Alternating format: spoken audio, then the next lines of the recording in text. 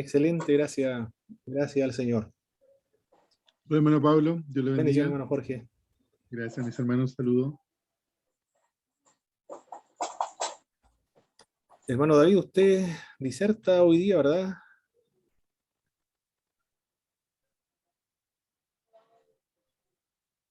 Yo sé que diserta hoy día el hermano Jaime, por aquí lo estoy viendo ahora.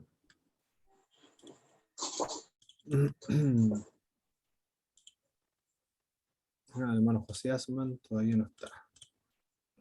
Vamos a comenzar con una oración, mis estimados hermanos, para comenzar esta clase. Hermano Jorge, por favor, nos dirigen una oración para comenzar. Amén. En el nombre de Jesús vamos a tu presencia en esta hora, Padre amado, dándote gracias por tu amor, tu misericordia, Señor, por este día que nos concede, con vida, con salud, Señor, con tu bendición. Te pedimos en esta hora, Señor, que disipes de nuestra mente, Señor, toda perturbación, Padre Celestial, toda distracción. Nos coloques en armonía, Señor Jesús, para poder escuchar tu palabra, para poder aprender, Señor, de las Escrituras, Señor. Te pedimos por nuestro hermano Pablo, Señor, dale gracia, dale sabiduría. A nosotros también, Señor, que no seamos solamente oidores de esta palabra, sino que en su momento podamos ser hacedores de la misma. Te pedimos por mis hermanos, Señor, que se van a conectar, tú les bendigas sus vidas también, junto a sus familias, en el nombre de Jesús. Amén. Amén. Muchas gracias, hermano Jorge. Vamos a dar un repaso de lo que estuvimos viendo en la clase anterior. Existen varios estilos de comunicación. ¿Cuáles son esos estilos de comunicación que estuvimos viendo el día de ayer? Vimos 3 estilos de comunicación, hermano Pablo. Perfecto. Una que es centrada en uno mismo, en el mensaje y en el otro. Excelente. ¿Cuáles son las características de la comunicación de Dios? Amorosa. Perfecto. Personal. Muy bien, muy bien. Y con un alto grado de impacto. Con un alto grado de impacto. Excelente, con un alto grado de impacto. Muy bien. ¿Qué podemos nosotros realizar para ayudar a la gente a entender el mensaje del Evangelio?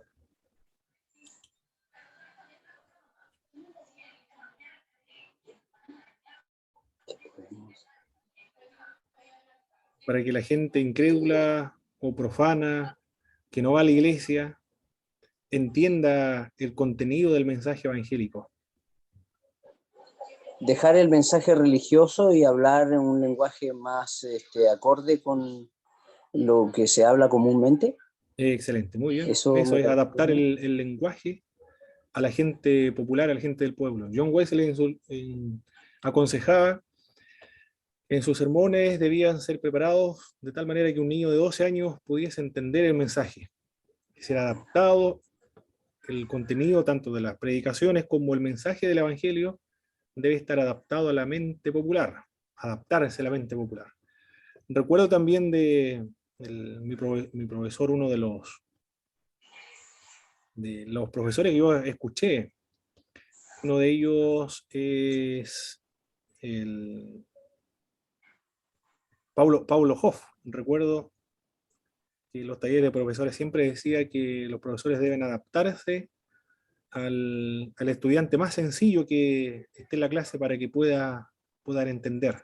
No emplear un lenguaje extremadamente técnico, altisonante, sino adaptarse a la mente popular, adaptarse a la gente para que pueda comprender el mensaje del Evangelio. Muy bien. ¿En qué se apoyaba o apoyaban los métodos evangelísticos en el siglo XX? Los mensajes evangelísticos del siglo XX tenían una característica en particular. ¿Cuál será aquella? En la ciencia. Hechos científicos y números. Perfecto. La ciencia y los números era una de las bases para la evangelización durante el siglo XX. Recuerdo en un momento, siempre cuando me convertí al evangelio, iba a la biblioteca, la municipal, y también iba a una biblioteca en Temuco que era de la Alianza Cristiana Misionera, tenía 6.000 libros, todavía tienen. Es privada pero de uso público, todos pueden ir a inscribirse y pueden hacer uso de los libros que se encuentran ahí. Entonces yo siempre estuve yendo para realizar mis trabajos de investigación, algunos artículos, ensayos que realizaba.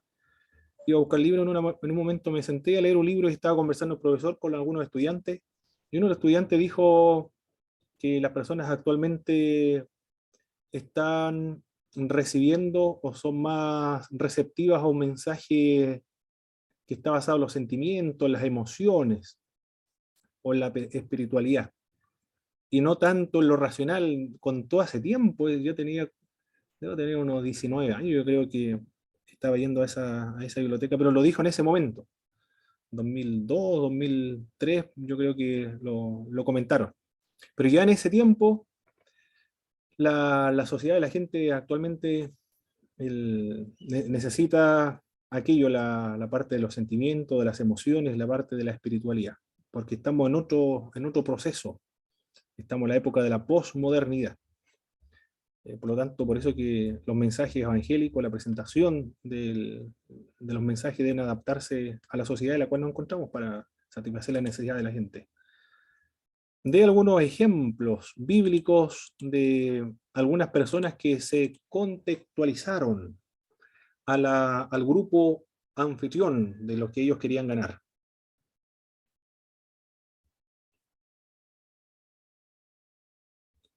Estuvimos viendo algunos ejemplos bíblicos de personas que se adaptaron, apóstoles que se adaptaron al grupo que ellos querían evangelizar.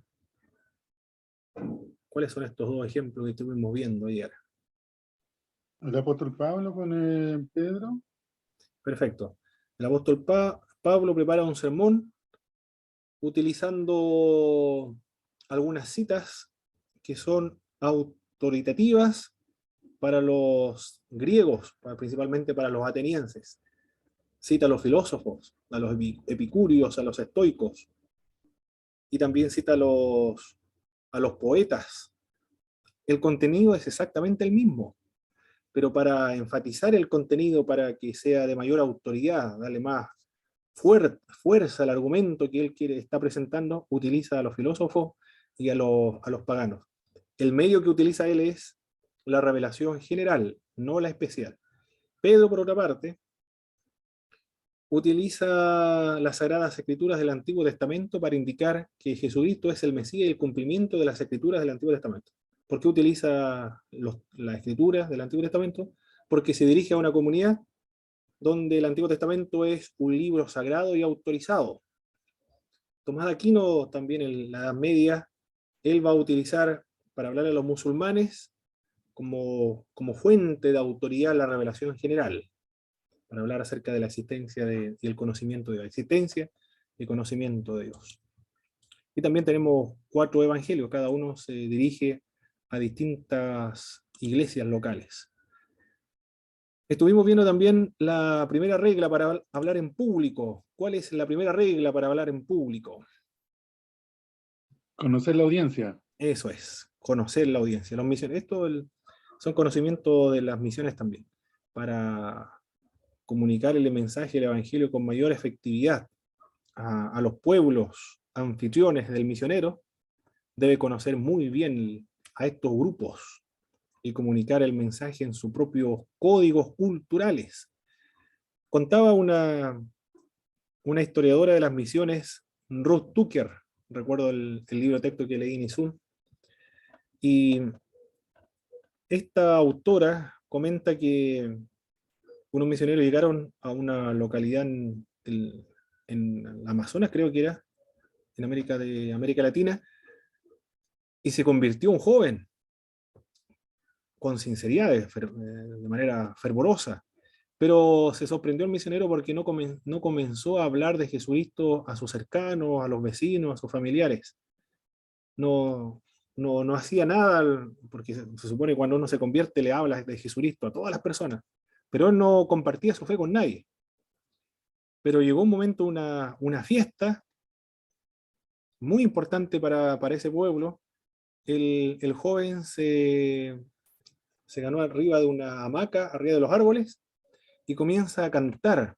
Y en esa canción él estaba predicando el Evangelio. Ese joven esperó el momento apropiado, el momento más solemne, para presentar el mensaje más solemne a la gente de aquella localidad. Es decir, el joven conocía muy bien su cultura, por lo tanto, para que el mensaje tuviese más impacto, él lo pensó así, tenía que ser en un momento determinado, bajo ciertas circunstancias. Y del modo como era tradicional, se subió arriba de una hamaca, arriba de los árboles, y comienza a, a cantar, es decir, a predicar, pero cantando. En las canciones Mapudungun, las canciones no son como las nuestras, sino que son como conversaciones, son como historias, pero no tiene rima, no tiene métrica, sino que es como un diálogo y van como repitiendo algunas ideas. Son similares a los proverbios, a la poesía hebrea. Son muy similares por el paralelismo sinónimo, paralelismo antitético. Ellos cuentan historias, pero cantadas. Así lo hizo también este joven. Es decir, ese es un gran ejemplo de la enculturización del mensaje del Evangelio. Ya. Por eso que es necesario conocer la audiencia. Para las misiones es necesario conocer la audiencia, para predicar conocer la audiencia. Bien, eso fue lo que estuvimos viendo ayer entonces. Y después, en la disertación va, acá lo tengo, el hermano David falta, y el hermano Jaime Cifuente cuando se conecte, entonces le vamos a dar la oportunidad al hermano Jaime. Ya, aquí estoy viendo entonces.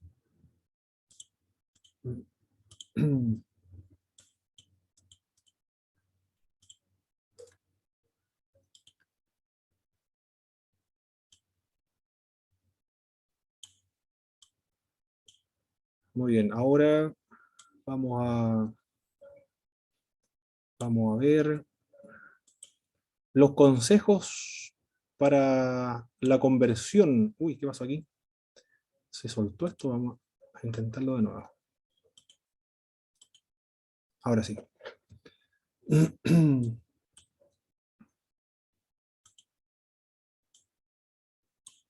Consejos para la conversión en el evangelismo personal.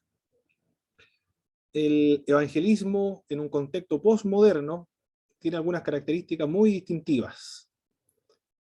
Se deben examinar las características de las conversiones espirituales y evangelísticas para una mejor comprensión a la persona que se está evangelizando, a la gente que escucha el mensaje, para que tenga sentido, sea pertinente, sea relevante, o sea significativo el mensaje que se le va a transmitir. Aquí vamos a mencionar la presentación del Evangelio en la época de la posmodernidad versus cómo se presentaba el Evangelio en la época de la modernidad. En la posmodernidad, los encuentros son múltiples. En la modernidad, había menos encuentros individuales. En el pasado, el evangelismo personal se centró en el encuentro aislado o individual, pero suele necesitarse más de un encuentro con el mensaje del Evangelio para confiar en Jesucristo. No basta con un solo encuentro, sino varios. Recuerdo parece que lo contó Josué Irión en un momento, comienza a hablar acerca de Jesucristo con un fervor extraordinario y luego aquella persona dice, yo quiero conocer a ese Jesús que tú me estás comentando. Yo lo escuché también en otra oportunidad, un hermano dijo exactamente lo mismo con un colectivero. En un encuentro la persona inmediatamente acepta a Jesús a Jesús. Esas son las historias que se comentan. Acá en la época de la posmodernidad, un solo encuentro no es suficiente, porque se requieren muchos encuentros. El testigo puede contar con que los encuentros múltiples serán la norma. Al tratar con un extraño, puedes tener un solo encuentro, pero puede ser la cuarta o la 10ª persona que Dios ha enviado para comunicar el Evangelio a esa persona para que se convierta. También los que no siempre hemos sido cristianos, en algún momento nos convertimos a Jesucristo, nosotros podemos recordar que varias personas fueron los que nos hablaron el Evangelio, no bastó con un solo encuentro. Varias personas me hablaron del Evangelio. Y luego, en algún momento, me convertí al Señor Jesucristo. Así yo creo que ha ocurrido con varios hermanos también. En la posmodernidad estaba centrado en el oyente. En el pasado se preparaba al testigo para hablar del Evangelio de Jesucristo. Se capacitaba, se preparaba al evangelista. Se le daba las herramientas también, y como lo aprendí yo por vez primera el evangelismo personal, las 4 leyes espirituales que debíamos aprenderlo. Los textos bíblicos también que debíamos aprender de memoria, y también respuestas a algunas objeciones que se presentaban al momento de dar a conocer el Evangelio. Pero estaba centrado en el evangelista. Hoy se prepara al testigo para escuchar. Actualmente ya no se le dan tantas herramientas, tantas técnicas, tantas estructuras y tantas respuestas que se podrían presentar cuando alguien objeta el evangelio que nosotros estamos presentando, sino más bien ahora se incentiva al evangelista, al que va a evangelizar, a escuchar a las personas al cuales se está evangelizando. Observar el lenguaje corporal y escuchar atentamente puede ayudarnos. La escucha aquí entonces en la época de la posmodernidad es más importante, porque está centrado en el enfoque de la posmodernidad en el oyente más que en el testigo. En la posmodernidad se da como diálogo la presentación del Evangelio, menos como un monólogo. Durante el siglo XX se preparaba al testigo para presentar el Evangelio de una manera impecable, pulida, pero la gente posmoderna no se quedará escuchando un monólogo, necesita las personas de la posmodernidad, es decir, en el tiempo en el cual nosotros nos encontramos, un diálogo, una interacción con la persona que se está evangelizando. No es tanto un monólogo, entonces una conferencia magistral, sino un diálogo, donde hayan preguntas y respuestas. Primero se debe escuchar, y en base a las necesidades e inquietudes que tenga la persona que se está evangelizando, presentarle a Jesucristo que tiene sentido, tiene importancia para las inquietudes que está viviendo aquella persona. La historia del Evangelio menos presentación del Evangelio. En los sermones del siglo XX se enfatizaba la proposición y luego se enfatizaba la ilustración. En cambio ahora la historia precede a la proposición, y de hecho hay algunos libros de homilética, como por ejemplo, ¿cuál es el nombre? Jiménez es uno de ellos. Pablo Jiménez, está radicado en Miami actualmente. Ha escrito libros de la homilética de la época de la posmodernidad. Es una estructura diferente a la clásica de cómo se presenta en el Evangelio. Él parte desde la narración, contando historias. Y esas historias son las mismas. Por ejemplo, yo escuché una para saber en qué consiste lo que él está proponiendo en sus nuevo discurso o elaboración de sermones. Son historias modernas, pero que el significado, el sentido es exactamente a los mismos que se encuentran en las parábolas de los evangelios, del buen samaritano. Y la aplicación de ese sermón está al final, después de haber relatado la historia. Esas son lo que se está proponiendo y lo que se caracteriza las presentaciones del Evangelio, y también los sermones, porque las personas desean oír una historia, menos presentación formal, lógico del mensaje del Evangelio. La historia, Bueno, ¿sí? perdone que interrumpo. Adelante, no se preocupe. Lo que quería mencionar era lo siguiente: cuando presenta la historia y al final da como la conexión con el mensaje del Evangelio. Hace la aplicación. Por ejemplo, escuché la historia del buen samaritano.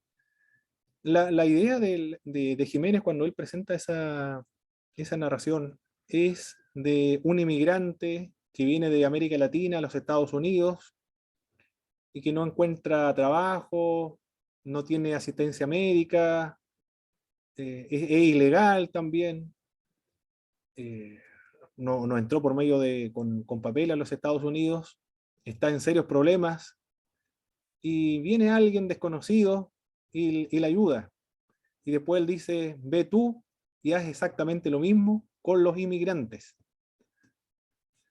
Eso es lo que dice, y el sermón concluye ahí, nada más, ¿eh? No se explaya en comunicar más, ve tú, atiéndele a la salud, sino dice, concluye el mensaje, ve tú y haz exactamente lo mismo que hizo este hombre que ayudó a ese migrante. En 25 minutos, media hora, él contó la historia y luego la aplicación final, y eso fue todo, el mensaje de Pablo Jiménez. Aquí tengo un libro de Pablo Jiménez, ¿eh? Para que, a ver, aquí dice la predicación en el siglo XXI. Lo que estoy hablando acerca de la posmodernidad, cómo se presenta el Evangelio actualmente, es lo mismo que aparece en los textos de homilética o la elaboración de sermones. La predicación en el siglo XXI. Pablo Jiménez es el autor, ahí está. Los ejemplos de los sermones de él están en internet, ¿eh? Están en YouTube. Usted lo puede buscar. Bueno, personalmente es algo nuevo, ¿eh? Pero algo interesante escuchar lo que dice Pablo Jiménez, en la forma de predicar actualmente, basado en narraciones e historias. La historia y luego la propuesta, no propuesta y luego la historia. Hacer buenas preguntas, no dar mucha información, es la característica de la predicación o hacer evangelismo personal en la época de la posmodernidad o en el siglo XXI. Hacer buenas preguntas, no dar tanta información. El objetivo no es mostrarse superiores bíblicamente, sino alentar a pensar y a dialogar. Las preguntas también demuestran un genuino interés por las personas. No es dar información o lucirse en cuanto al conocimiento de la Biblia o de las doctrinas o de la historia de la iglesia o de la dogmática, sino hacer preguntas de tal manera que hagan reflexionar a la persona con la cual se está interactuando. En la época de la posmodernidad, la integración es comunitaria, no hay aislamiento individual. En el pasado el enfoque era extremadamente individualista. Esto surge con, algunos dicen que con Charles Spurgeon, otros dicen que comienza con Charles Finney. Yo he leído a los dos, ¿no? Yo no sé quién fue el primero en decir, levante su mano para aceptar al Señor Jesucristo como su Señor y Salvador personal. El énfasis del individualismo de la época de la posmodernidad. En un contexto posmoderno, el valor de la comunidad se está descubriendo y se está valorando mucho más. La iglesia general, o principalmente la iglesia del Oriente, el énfasis de la iglesia del Oriente es la comunidad de fe. En los iconos, en las paredes de su iglesia, hay algunas imágenes donde las personas se salvan, pero se salvan en comunidad, en grupos. Y cuando se pierden solas. Y ahí está la imagen en la escalera, por ejemplo. Suben todos apoyándose mutuamente. Y cuando se salva uno, de un diablo lo está tirando al infierno. Esas son las imágenes que aparecen en los iconos. Pero ellos son comunitarios. ¿Por qué el énfasis en el siglo XX fue tan individualista? Porque la sociedad de la modernidad son individualistas. Ahora se está enfatizando más la parte de la comunidad. Antes de convertirse, las personas posmodernas tendrán que ser integradas a un circuito de personas, a un grupo de personas. Los no cristianos querrán poner a prueba la fe cristiana, procurando determinar la veracidad, si esta persona es sincera o no es sincera en cuanto a lo que está predicando. Las conversiones parecerán ser más lentas. Claro que sí, las conversiones no se van a dar tan rápido como nosotros quisiéramos. Nosotros queremos que al predicar el mensaje o hablarle por primera vez a una persona se convierte inmediatamente, acepta a Cristo en su corazón en ese mismo instante. De hecho, algunos libros de homilética como James Cram, por ejemplo, decía, predique los mensajes evangelísticos con urgencia, que las personas sientan que no va a haber otra oportunidad para escuchar el Evangelio, que es la última oportunidad que el Señor le da para convertirse al Evangelio. Parecía que se estuviese presionando tanto al predicador como a la persona que está escuchando para aceptar el mensaje del Evangelio. es la característica de la modernidad. Ahora dice este autor que estamos estudiando, que las conversiones parecerán ser más lentas, pero sin embargo van a ser mucho más sólidas cuando se produzca en grupos, porque el compromiso va a ser con seriedad, o sea, va a ser con un verdadero compromiso con Cristo. La modernidad se caracteriza por la suavidad, no fuerte. La pasión es importante en el evangelismo y puede realzar nuestra credibilidad. Sin embargo, entre los escépticos con mucho entrenamiento y la gente con pensamiento pluralista, debe bajar el volumen del evangelismo. Debe ser más suave la presentación del evangelio, no como una persona que de un adulto hacia un niño, o como un experto en Biblia, hablarle a un analfabeto de la Biblia, sino hablarle de igual a igual a la otra persona. Consideración, no argumentación. Podemos plantarnos firmes en nuestra posición y creencias y presentarnos con confianza, pero para que la gente oiga con atención, no debemos vernos como imponiendo nuestras creencias a las otras personas, porque si siente la otra persona o percibe la otra persona que se está hablando con una imposición, va a producir una barrera, y lo va a ver como alguien con un sentimiento de superioridad, de una persona, un experto, alguien que es superior a mí, me está tratando de ayudar en mi miseria, pero lo va a percibir en ese sentido como un estado de superioridad a otro. Visitas guiadas, no ventas de boletos. El testigo, en un contexto postmoderno, deberá usar un lenguaje y un sistema de comunicación que demuestre una conversación de adulto a un adulto, no de un adulto a un niño. ¿No? Nunca la persona que se está evangelizando debe percibirse como un niño, de alguien que me está hablando como si fuese como un niño, con un tono y una impresión paternalista a la persona que se está evangelizando, sino de un adulto a un adulto, un igual a un igual. Debemos hablar con la gente, no hablarle a la gente, en especial no de manera condescendiente con las personas. Más sobrenatural, menos superventa también, la otra diferencia. Más beneficios terrenales, menos beneficios eternos en la época de la modernidad.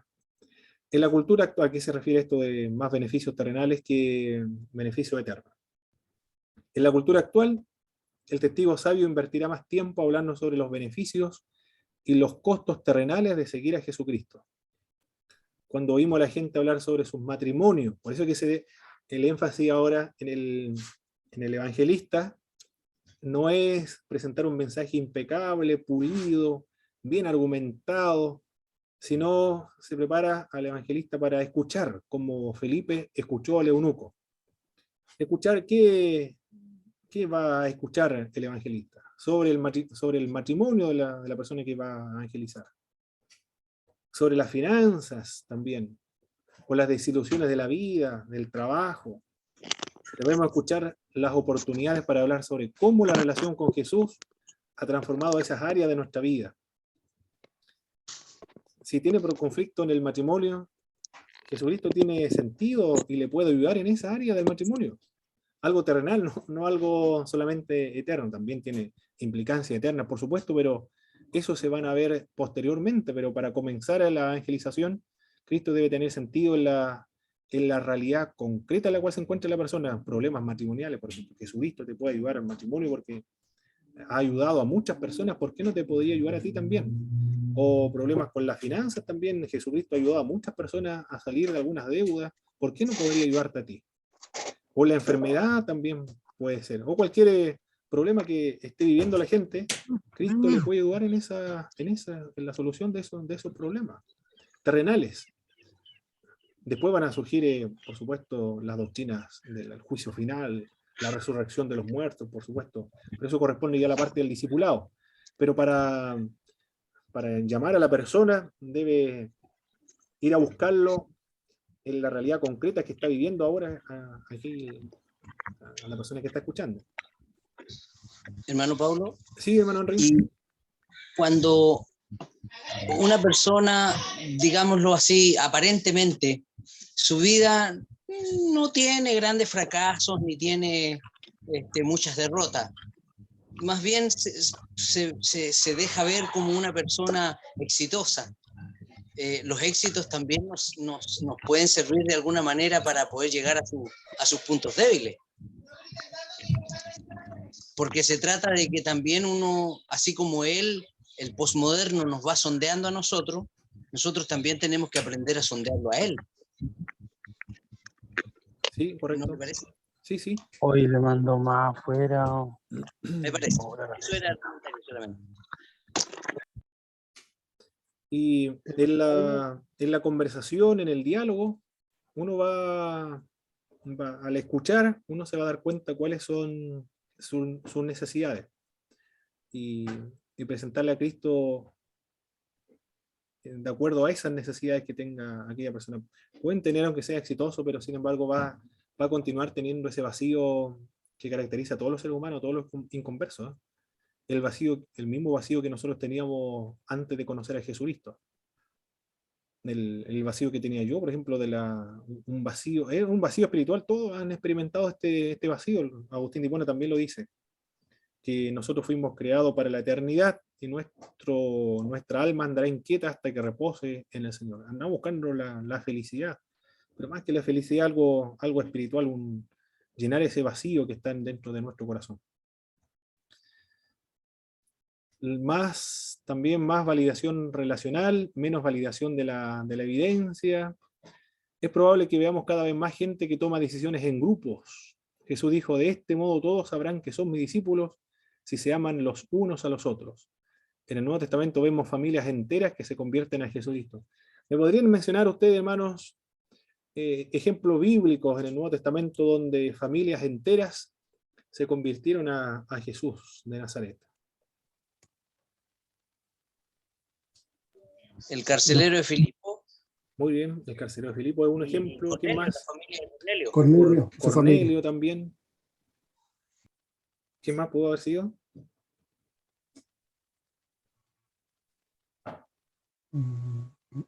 Lidia parece igual, ¿o no? Lidia, parece que también ella se convierte. No estoy seguro, el Lidia se convierte cuando le predica a Pedro el día sábado en la sinagoga a la orilla de un río, porque se reunían los judíos cuando no cumplían el número suficiente para formar una sinagoga, iban a la orilla de un río para educarse en la fe. No recuerdo exactamente de Lidia. La casa de Estéfanes, el apóstol Pablo en Corintios dice, el nuevo bautizado, sino algunos solamente la casa de Estéfanes, dice él. Se refiere a toda la familia. También hay conversiones individuales y conversiones en familia. Esto también es un tema cultural porque en los libros de las misiones mundiales,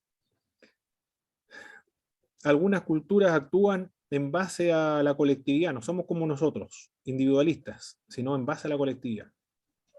Son comunitarios, son colectivos. Los mapuches, por ejemplo, reaccionan, bueno, los que no están tan familiarizados con las ciudades o con la sociedad occidentales, actúan en comunidad. Los aymaras, los quechuas también. Los misioneros cuentan de aquello en un instituto bíblico en la sierra, allá en Ecuador, por esos lados, se estaban enseñando a los aymaras. Y quedó uno de los aymaras de los hermanos reprobados. Y los compañeros de curso dijo, pero ¿por qué nosotros hemos sido aprobados y uno de nosotros reprobado? No puede ser aquello posible porque o todos somos aprobados o ninguno es aprobado, porque en su cosmovisión ellos no comprenden que uno quede fuera y todos los otros sean aprobados en una materia o en un curso. Actúan en base a la colectiva. No es concebible esta idea del individualismo, por lo menos en aquella cultura, aymaras, quechua, mapuche, en fin. Esto ocurre del mismo modo en la cultura de los chinos, por ejemplo, también son del oriente. Los pueblos latinoamericanos prehispánicos son del extremo oriente, dice Enrique Dussel, el de la filosofía de la liberación y de la teología de la liberación. lo de China. Por ejemplo, viene una estudiante china a Lautaro como profesora de inglés para desarrollar más el inglés y aprender también el español. Ella es profesora de inglés. Se hospedó en la casa de un pastor, Modesto Payavil, recuerdo el pastor que estudió conmigo allá en Lautaro, hace algún tiempo atrás. Ellos están siempre recibiendo a estudiantes, no sé cómo se le llaman estos, cuando van de un país a otro. ¿De intercambio? Intercambio, correcto.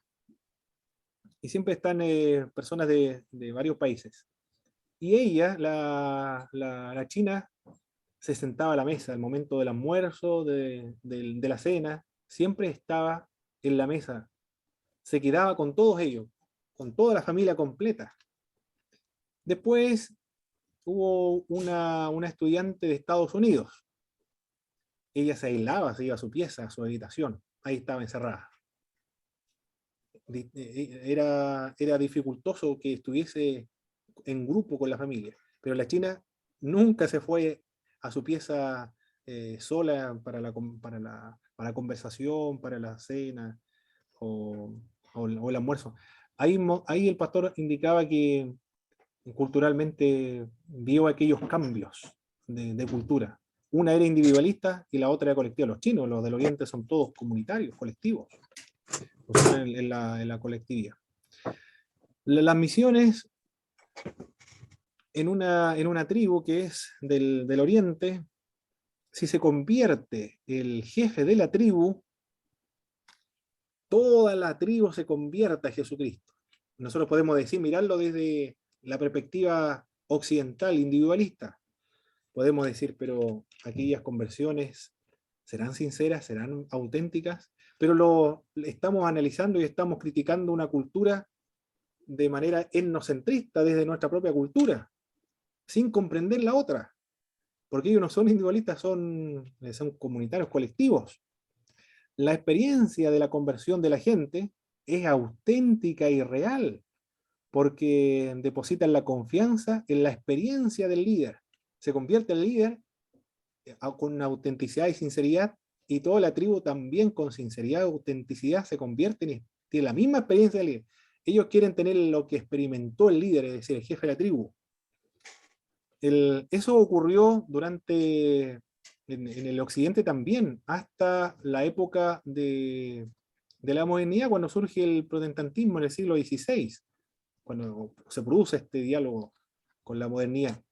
El bautismo de infantes, por ejemplo, ¿cuándo comienza a ser cuestionado? La época de la modernidad. Fueron los anabaptistas, por ejemplo, del siglo XVI, la de la Reforma Radical, fueron los primeros en criticar el bautismo de infantes, porque anteriormente las sociedades funcionaban en esa cosmovisión de la colectividad. Es decir, el padre de familia tomaba la decisión en todas las áreas, hasta el casamiento, determinaban con quién se va a casar y a qué fe va a pertenecer. El papá era el que determinaba, y la familia, o los ancianos determinaban aquellos experiencias y elecciones trascendentales para la vida. No sé si alguien quiere comentar acerca de este asunto, de aquí de la colectividad. Más relacional, menos evidencia. Más por ciento de tiempo levantando semillas, menos tiempo cosechando los otros consejos en cuanto a la evangelización personal. Muy bien, ahora vamos a darle la oportunidad a nuestro hermano Jaime para su disertación.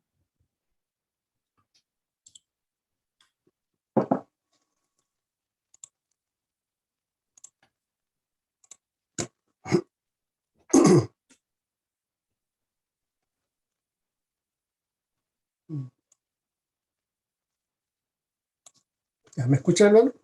Perfecto, hermano Jaime. Ya, vamos a dar un poco de volumen.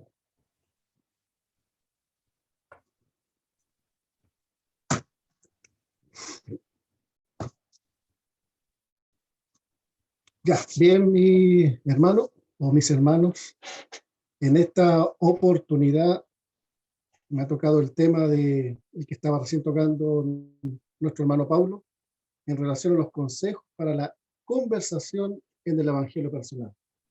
Este es en el capítulo 7, si no me equivoco, del libro que estamos desarrollando ahora en clase. Y quisiera, en relación a este capítulo, dar una síntesis general o un resumen general en relación a este tema. Dice la gente, la búsqueda. La gente la búsqueda. Muchas personas buscan y se preguntan, ¿qué es el significado y el propósito de la vida? Desde hace mucho tiempo, esa búsqueda ya no se limita a las iglesias locales. Los libros de autoayuda, los grupos comunitarios y las falsas religiones han reemplazado a la Biblia, a los pequeños grupos cristianos y a la iglesia como lugares donde descubrir a Dios y la vida en comunidad. Nosotros, los seguidores de Cristo, tenemos las respuestas para esta búsqueda que el mundo tanto anhela y desea en sus corazones y en sus vidas.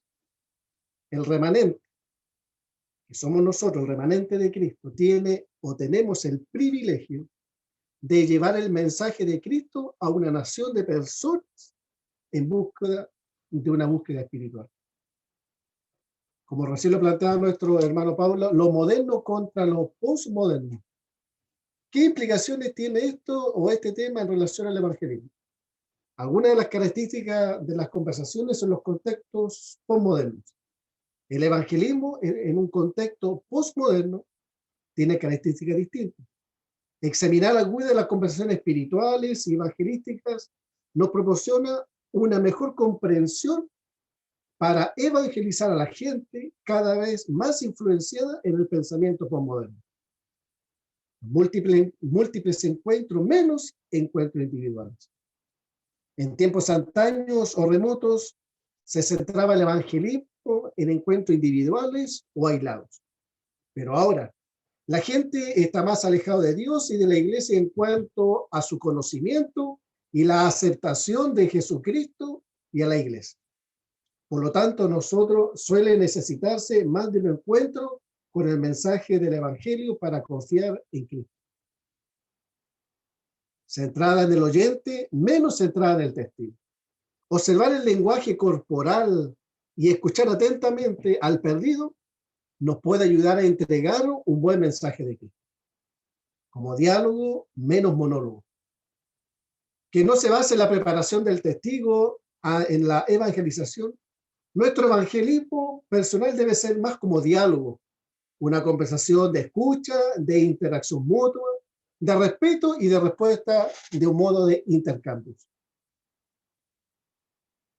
La historia del evangelismo, menos presentación del evangelismo.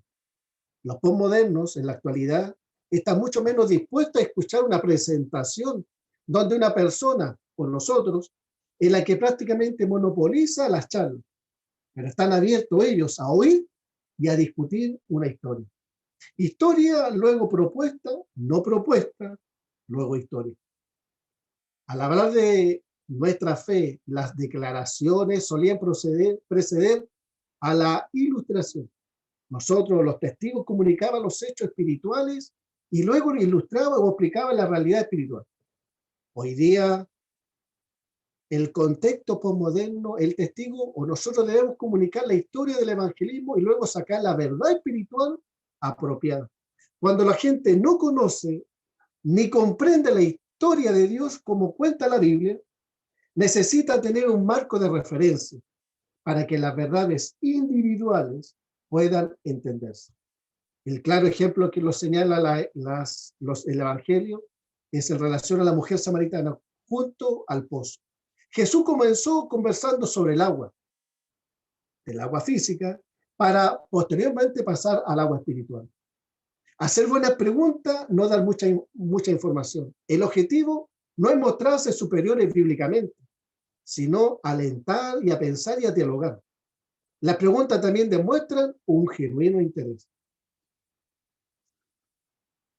En relación a lo postmoderno y lo moderno, bien lo nombraba el hermano Paulo, la interacción comunitaria, no aislamiento individual, suave, no fuerte, consideración, no argumentación, más beneficios terrenales, menos beneficios eternos. Esto nos habla de la teología neopentecostal. Algunos de los consejos que podemos tomar en relación a esta información: evitar la argumentación, escuchar sin interrumpir cuando el otro habla. No trata de avergonzar a los demás con lo que no saben. Respeta el derecho del oyente de terminar la conversación en cualquier momento. Recordemos que la gente tiene límites intelectuales, así que no abrumes con demasiados versículos bíblicos y mantener el control aún cuando nos ataquen o nos cuestionen. Principio con el sentido común. El énfasis práctico de lo postmoderno. Busca un entendimiento mutuo. En un encuentro aislado no es posible desarrollar una relación, pero podemos crear una conexión. Se puede entablar una conversación en relación a la familia, al trabajo, al pasatiempo y quizá otras preguntas como la ciudad natal.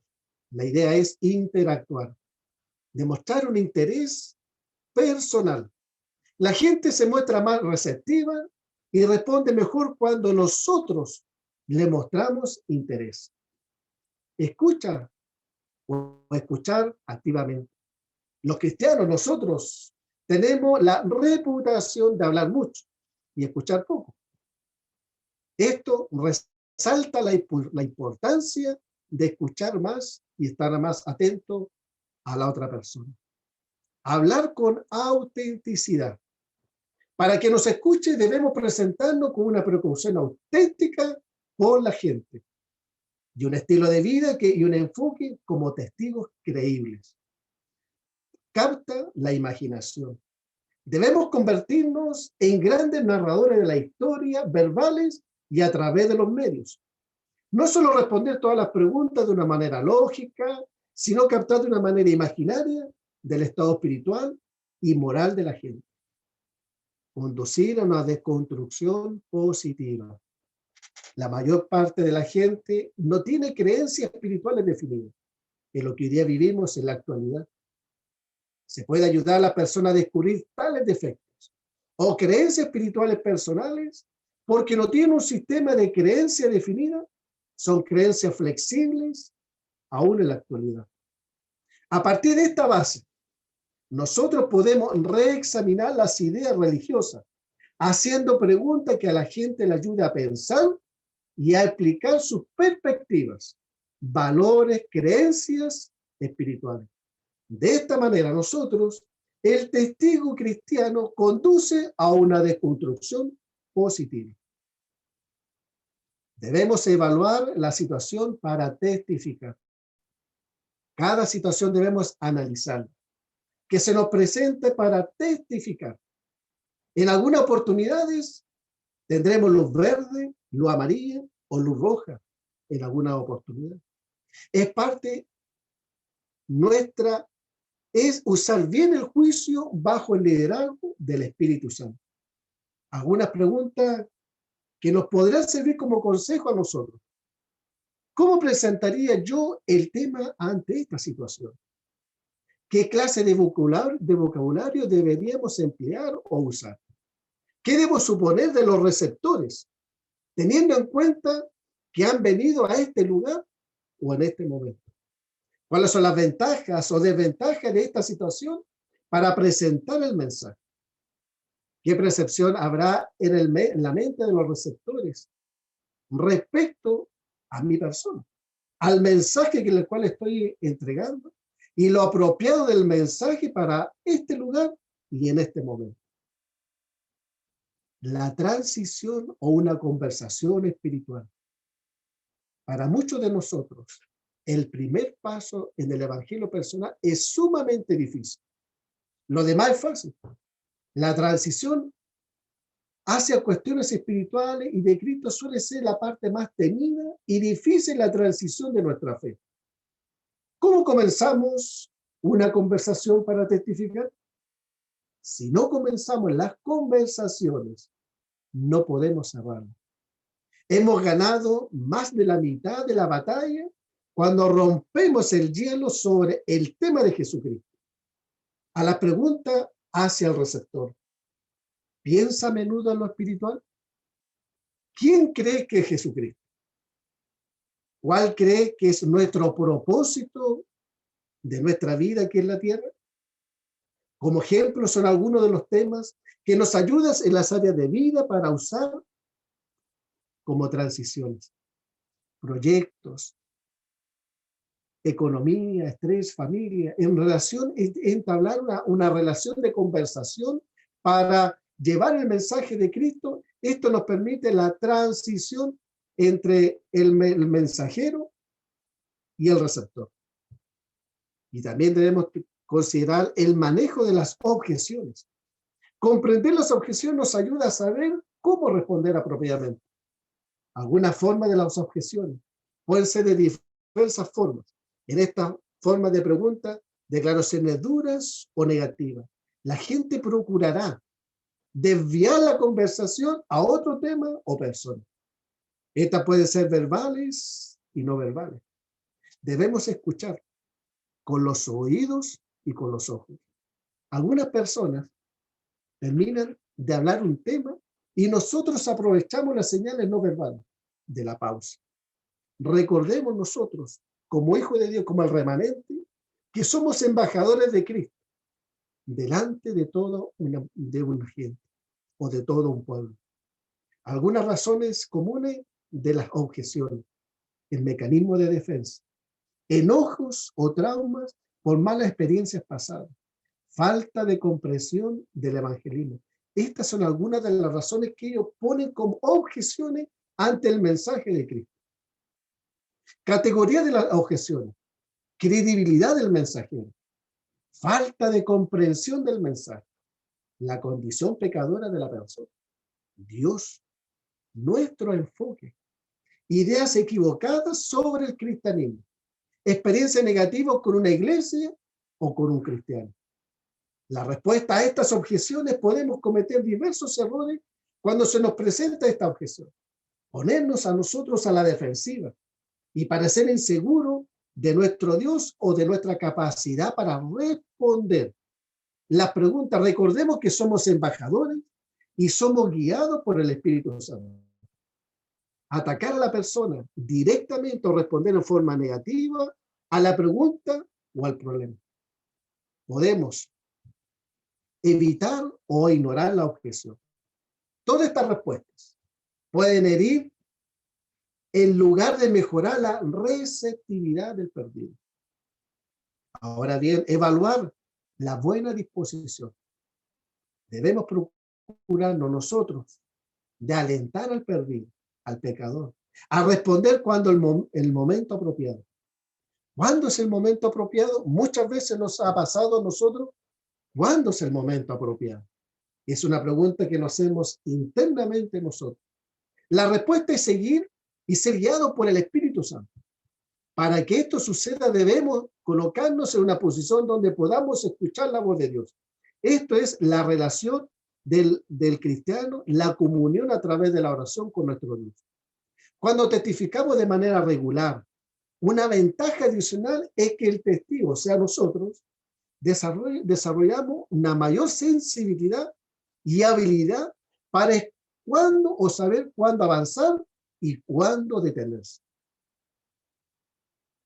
La invitación que hizo Jesús de el llamado a seguirlo.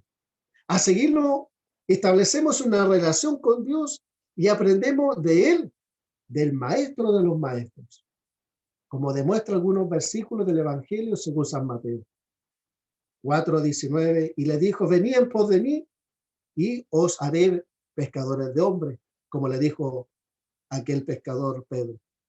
Pasando Jesús de allí, vio un hombre llamado Mateo que estaba sentado al banco de los tributos públicos y le dijo: sígueme. Y se levantó y le siguió. Capítulo 9, versículo 9. Capítulo 10, 38. El que no toma su cruz y sigue en pos de mí, no es digno de mí. Y por último, entonces Jesús le dijo a sus discípulos: si alguno quiere venir en pos de mí, nígase a sí mismo, y tome su cruz y sígame. La invitación de venir a Cristo y a su familia. La gente responde a la atracción del Espíritu Santo de diversas maneras. No nos preocupemos si la gente responde de manera diferente. Algunos no son tan emotivos, pero responden con gran pasión. Otros son emotivos y responden con calma. Algunos anegados al llanto ante la completa dependencia de la obra en la cruz que cargó nuestros pecados. Otros responden con gran gozo y júbilo. Existen varias maneras de guiar a la persona cuando indican el deseo de comprender sus vidas en Cristo Jesús. Orar por sí mismo, repetir una oración después de nosotros, orar luego que terminen de orar por ellos. A nosotros, o como preferencia, y lo hemos visto muchas veces en nuestros templos, la preferencia es orar con ellos. Esto nos permite, y esto es una enseñanza para nosotros, como siervos de Dios, esto nos permite hablar desde el corazón y también permite guiarlos a las diferentes áreas específicas de su vida. Si los guiamos a alentarlos a pedir perdón a Dios, pedir el liderazgo de Dios y dar gracias por la obra redentora que Cristo hizo en su vida. Y por último, celebrar su compromiso. No todos reaccionan de la misma manera, pero todos tendrán una historia que celebrar, la de pasar de muerte a vida. El valor de la familia cristiana, contar sus historias, el relato de los creyentes, facilita el testimonio de los perdidos. Y como conclusión final, mis hermanos, estos temas que hemos expuesto y que lo hemos desarrollado en clase y que hemos tocado hoy día, que nuestro hermano Pablo estaba desarrollando al principio, nos presenta algunos consejos para la conversación en el evangelio personal. Para nosotros y para mí me llama profundamente la atención cómo el autor nos presenta alguna idea, consejos para afrontar lo que hoy vivimos como iglesia en los tiempos actuales. Sin duda posee muchísimos puntos fuertes que el escritor, bajo una mirada de investigación, nos alienta a guardar, a confortar, alentar, guiar, a anunciar las virtudes de la evangelización al mundo perdido lleno de obstáculos y que lleva al ser humano a la depravación total y sin salvación. Y que podamos atesorar nosotros como hijos de Dios, como siervos de Dios, de manera provechosa para nuestros ministerios, a la cual Dios a nosotros nos ha llamado. Gracias a mi hermano. Perfecto, hermano Jaime, muchas gracias por la disertación. Muy bien, vamos a anotar aquí que disertó nuestro hermano Jaime, entonces. Quería pendiente el hermano David y el hermano José Asma, entonces. Perfecto. ¿Qué le ha parecido el libro de texto, hermanos? Ya está hoy día finalizamos esta parte que tiene que ver con el evangelismo y después comenzamos a desarrollar mañana la otra semana, el discipulado. ¿Qué le ha parecido algunas comentarios sobre este libro, hermano Henry?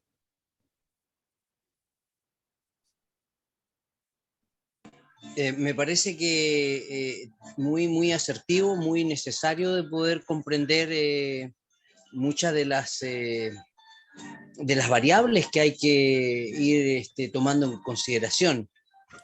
La verdad es que uno de los puntos relevantes que me hace mucho sentido es que en la medida que más transmitimos la palabra, en la medida que más nos atrevemos al momento de transición, como hablaba hace un momento atrás mi hermano Jaime, vamos tomando no solamente confianza, no solamente experiencia, sino que Dios nos da una capacitación tan rica que no sé cómo explicarlo, pero como que uno lo va disfrutando cada vez más.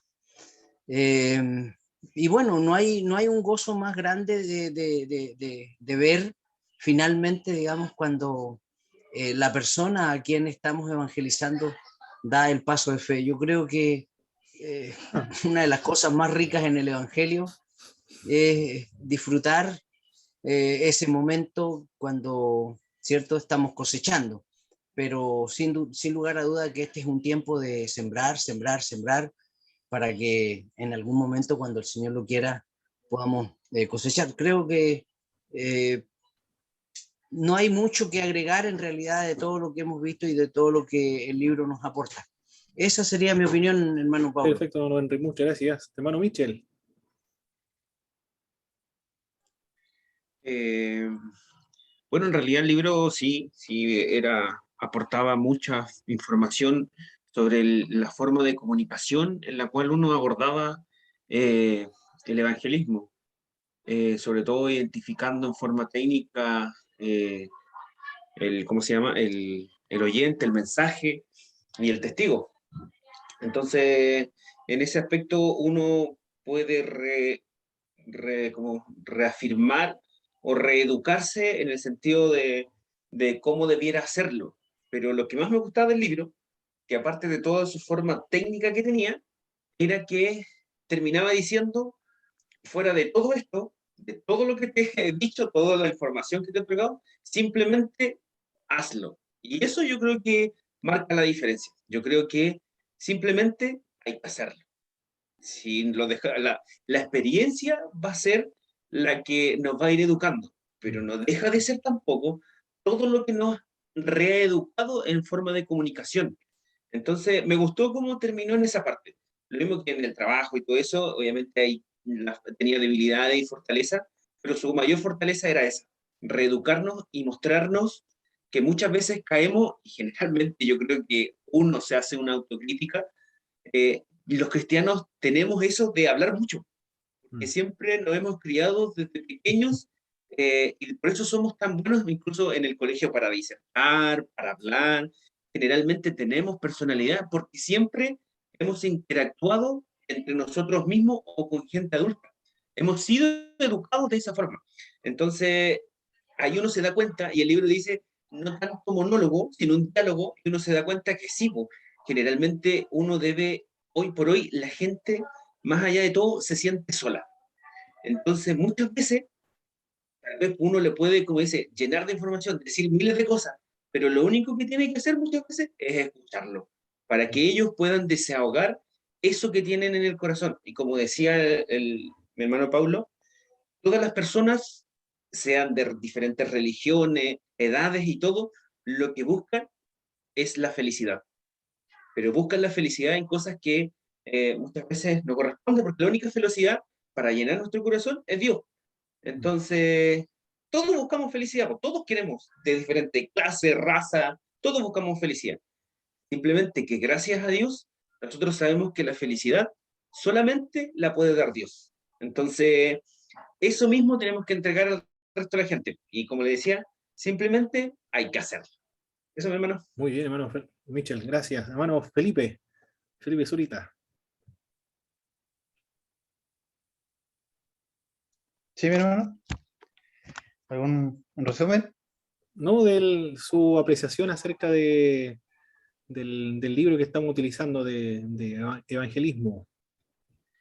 Eh, sí, coincido con los hermanos. Es bastante enriquecedor y uno también como lo decía mi hermano Enrique en delante, para los metodistas o iglesias que ya son más conservadoras o hermanos que son conservadores, es muy difícil para ellos hacerle entender los cambios en costumbres, en cultura, en tradiciones que se han modernizado y sobre todo en nuestro país. Destaco una parte del libro, y también lo mencionaba en el resumen, que abarcaba lo que es el postmodernismo y decía que ahora la cosmovisión se transformó no tan solo en una deidad, en algo divino, sino que ahora la persona como individuo busca adorarse a sí mismo. Y aquellos que son o que predican ellos mismos, que se adjudican a ellos mismos como dioses, hablan de la tolerancia y de cómo ellos deben aceptarse entre sí mismos o deben aceptarlo. Y me ponía a pensar, y lo mencioné también en el resumen, cómo las minorías sexuales o los mismos grupos, estos grupos totalitarios de izquierda más que nada, se han tomado las calles y buscan de una u otra manera hacerse ver, y a través de la voz de la tolerancia, de decir que ustedes por qué no me respetan, ustedes por qué no me aceptan, y ellos hacen lo mismo, pero en contra de nosotros. Nos tratan de intolerantes, de retrógrada, de poco conservadores, y también los socios de la iglesia, que la iglesia en alguna forma no ve estas cosas y no ha cambiado su mensaje o su manera de entregar el mensaje, sus métodos, y se ha quedado en la mirada antigua, de que muchos hermanos lo veo en mi iglesia también, que mencionan o dicen erróneamente que uno abre la Biblia y el mensaje lo va a dar Dios. Está bien, puede ser así, pero es importante también escudriñar la escritura y obviamente educarse lo más que uno pueda para que el mensaje pueda ser bien acabado y bien llegado hacia al receptor, y que también lo reciba de la mejor manera. Entonces, el libro para mí fue muy enriquecedor en todos esos aspectos, y la manera en que aboca el posmodernismo con el modernismo, sin duda que fue para mí novedoso, sobre todo que para mí es muy difícil tomar un libro aparte de la Biblia, así que le agradezco también, hermano Pablo, por enseñarnos este libro, y sin duda que nos va a bendecir y ojalá nos sirva para enriquecer a los demás hermanos y a la iglesia. A ver, muy bien, hermano Felipe. Habló acerca de una de las características de la posmodernidad. Ha afectado también a la iglesia y los sermones y las predicaciones. Antiguamente eran sermones cristocéntricos, todo estaba basado, giraba, apuntaba hacia Jesucristo. Esa es la característica de los sermones cristocéntricos. Pero la posmodernidad ha influido negativamente a los predicadores, porque las predicaciones, principalmente el neopentecostalismo, están centrados en el predicador. Eh, Hay algunos libros del El Campeón, Activa al campeón que hay en ti, o Obsérvame a mí, dicen algunos libros, ¿ah? He vendido tantos libros, he editado tantos discos, soy una persona muy exitosa. Es decir, se presentan ellos mismos como un modelo a seguir de lo que es el éxito, ¿ah? Claro que sí, la posmodernidad realmente ha afectado negativamente a las iglesias. Son terrenales, son materialistas. La teología de la prosperidad es una doctrina netamente de la posmodernidad. Hermano Jorge, el último hermano Jorge. Gracias, hermano Pablo. Bueno, el autor encuentro que resalta puntos importantes, entre ellos la importancia de la comunicación y cómo esta, al ser efectiva, causa un tremendo impacto en nuestro receptor.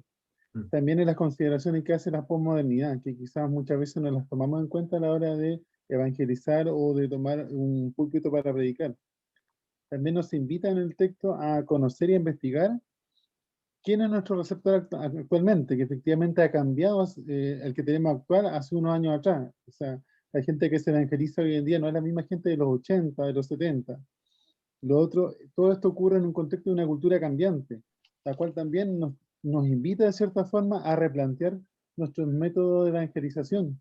Quizás ya no es tan efectiva una predicación al aire libre para un público general, sino que puede ser mucho más efectiva en la predicación puerta a puerta, y también nos lleva eh, a actualizar nuestro mensaje, nuestros métodos de mensajes, para que sea mucho más efectivo. Esto no implica que vamos a sucumbir nosotros ante la idea de la posmodernidad como Iglesia de Cristo, sino que debemos cambiar la forma de realizar el trabajo evangelístico, pero no el fondo, porque Cristo es el mismo. Entonces creo, hermano Pablo, que el texto es bien interesante. Aprendí temas que de verdad uno desconoce a veces, porque en ocasiones uno se encierra en su propio mundo Y muchas veces hablamos de Cristo, pero de la forma en que nosotros lo conocimos. Y ciertamente los tiempos han cambiado. Entonces hay que irse actualizando también. Y encuentro que el tema ha sido bueno, la clase enriquecedora, y gracias por todo.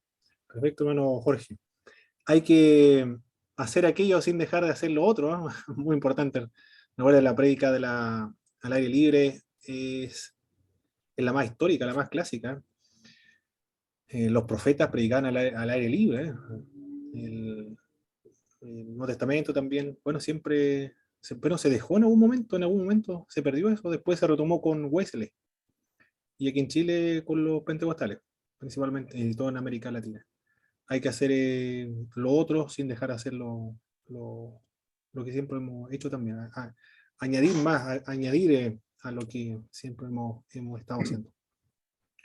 Muy bien, mi estimado hermano, vamos a concluir acá esta clase, continuamos la próxima semana con la ayuda del Señor, y ya comenzamos la próxima semana con evangelismo. Terminamos la parte perdón, del discipulado, terminamos la parte del evangelismo, y ahora vamos a comenzar con el discipulado. Y las disertaciones, bueno, después, la próxima semana diserta el 10 de enero, el hermano Michel, el 11, el hermano Álvaro, queda pendiente el hermano David y el hermano José Asman. Vamos a concluir con una oración a nuestro Señor. El hermano Michel, por favor, nos dirigen una oración para concluir esta clase. Amén. Dios Padre Santo Celestial, gracias te damos, Señor amado, porque estamos en este momento solamente por tu misericordia, Dios eterno. Tú mandaste, Señor, a que nosotros debemos inquirir en tu templo, Dios eterno, escudriñar la palabra, aprender de ella, porque gracias por tu palabra nosotros podemos adquirir fe, Señor Jesucristo.